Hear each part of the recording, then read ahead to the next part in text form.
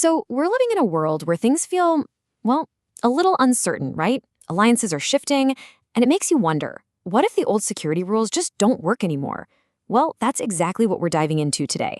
A really fascinating, kind of bold proposal from the Sejong Institute for a totally new kind of security alliance.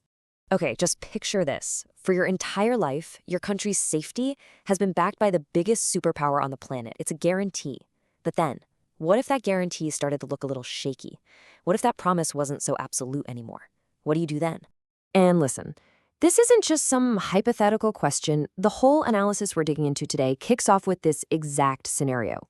It paints a picture of a hypothetical U.S. national defense strategy in, say, 2026. And in it, all that language about absolute protection, it's gone, replaced by something that sounds, well, a lot more limited. Just one sentence, but it signals a massive, seismic shift. All right, so let's really break this down. We're talking about a fundamental change to the U.S. security blanket, that guarantee that's basically been the bedrock for global alliances for, over 70 years? That's a huge deal. And this is what's so wild. You can literally see the change happen right here. For years, this key phrase, extended deterrence, the whole U.S. nuclear umbrella concept, it was everywhere in major policy papers, always being strengthened, always being reinforced. But then, in this hypothetical 2026 document, poof, it's just gone, completely absent. And the analysis is clear. This isn't just semantics. It's a signal of a massive strategic shift. So what's replacing it? Well, the concept is something called offshore balancing. The idea is pretty simple, really.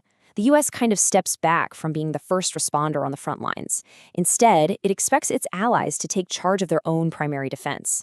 The U.S. is still there, for sure, but it's providing more limited, targeted support from, offshore. Now, this isn't abandonment, not at all, but it is a huge shift in who's responsible for what. Okay, so if the old system is changing, what's the alternative? You can't just leave a vacuum, right? And this is where the proposal gets really interesting. It introduces this idea called the Middle Power 5, or MP5 for short. Now, before we jump into who these five are, we got to get this key term down. The source makes a really smart distinction here. It uses the Korean term Jeongeongguk, and the translation is super important.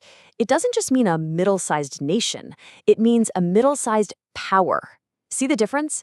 It's not about geography or population. It's about raw capability. We're talking serious economic muscle, cutting-edge defense industries, and real strategic clout. This table just lays it out so perfectly. Look at the existing groups. You've got the G7, right? That's all about economy and finance. Then there's the Quad, which is pretty focused on balancing against China. But look at the last row. Both are super dependent on the US. And notice who's missing? South Korea? The MP5 is designed to plug that exact hole. It's all about security and tech. It brings in key European players. South Korea is a co-leader, and this is the kicker, it's designed from the ground up to be less dependent on the US. All right, so let's meet the team. Who are these five middle powers? We've got France, the UK, Germany, Japan, and South Korea. Let's dive into what makes this particular group such a potential powerhouse. First up, you've got France. France's whole deal is strategic independence. They've got their own nuclear weapons, their own advanced nuclear submarines. They don't need anyone's permission. And here's a super critical detail. Their subs run on low-enriched uranium. That makes the whole idea of sharing that tech way less controversial. Plus, France is already talking about building a coalition of independence out in the Indo-Pacific. The MP5 fits that vision like a glove. Then you bring in the UK. Their superpower? Intelligence.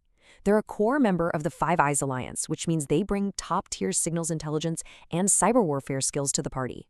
The UK also provides a perfect test case. Just look at the AUKUS deal. They're already sharing nuclear subtech with Australia, so they've proven it can be done. And they've got this Northwood Declaration with France, which is basically a template for how two nuclear powers can cooperate. Okay, now for Germany. Germany is the industrial engine of Europe. Now, for historical reasons, they're, let's say, cautious on nuclear stuff. But their tech? It's world-class, especially when it comes to things like conventional submarines and high-tech sensors.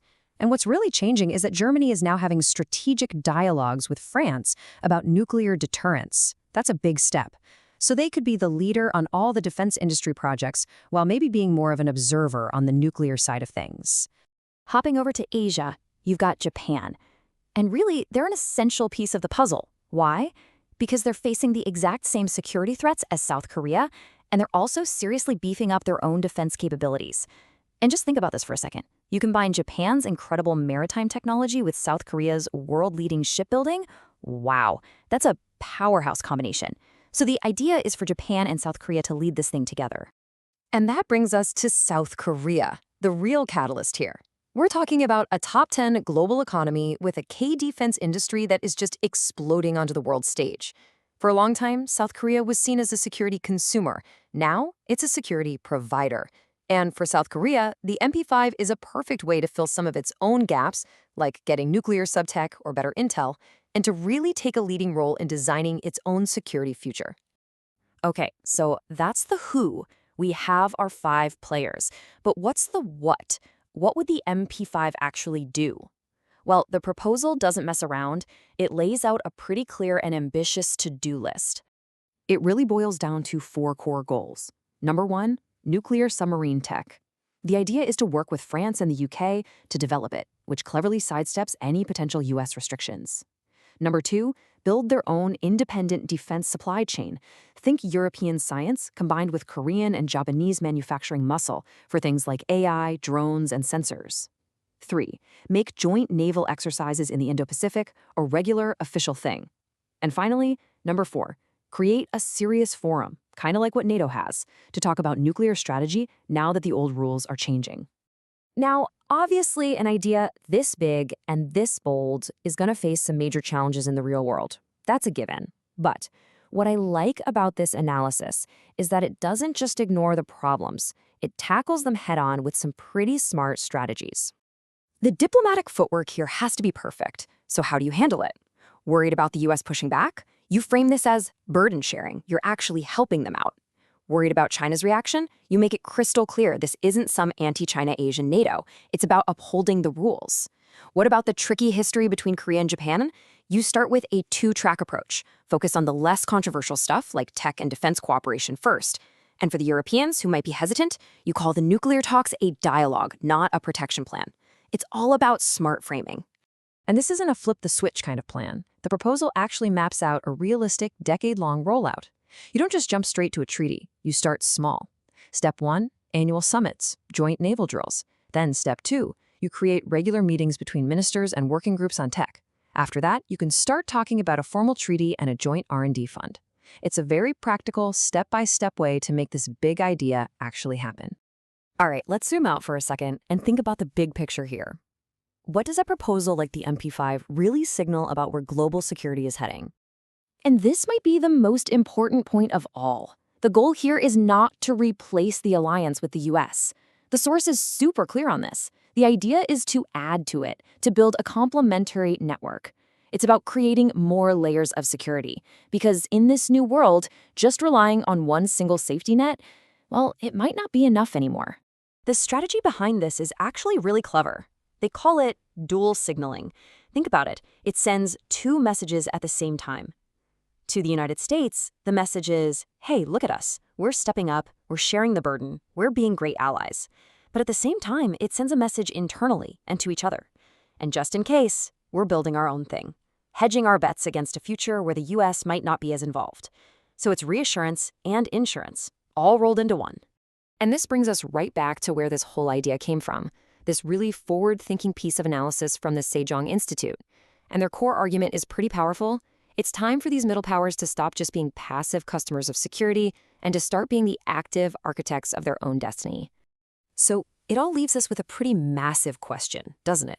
As we head deeper into an era of big power competition, where all those old guarantees feel just a little less certain. Is this the future of global security?